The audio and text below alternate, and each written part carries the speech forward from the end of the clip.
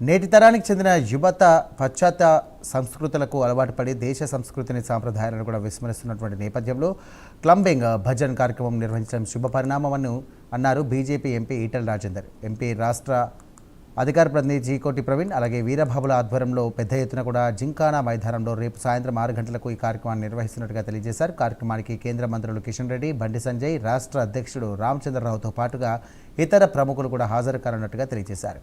నేటి యువతకు భారతదేశ సంస్కృతి సాంప్రదాయాలతో పాటు ఆచారాలను కట్టుబాట్లను కూడా నేర్పించాల్సిన బాధ్యత తీసుకోవడం గొప్ప విషయమన్నారు. ఇక మానవీయ విలువలు, ఆధ్యాత్మిక సంస్కృతి కాపాడే క్రమంలో ఇలాంటి కార్యక్రమాలకు యువత పెద్ద ఎత్తున హాజరవ్వాలంటూ కూడా పిలుపునిచ్చారు ఈటెల రాజేందర్.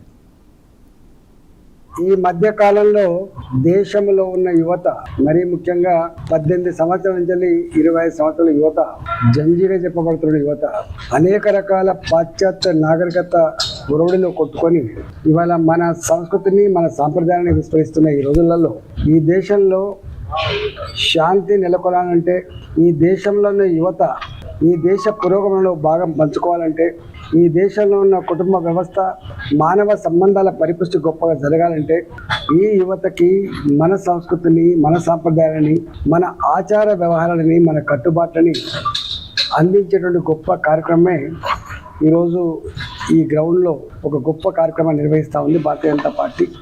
ఈరోజు యువత ఇందులో పాల్గొని గొప్పగా విజయవంతం చేయాలని, ఇక్కడ చూసిన దాన్ని రాబోయే కాలంలో ఆచరించాలని చెప్పి మనసు కోరుకుంటున్నాం.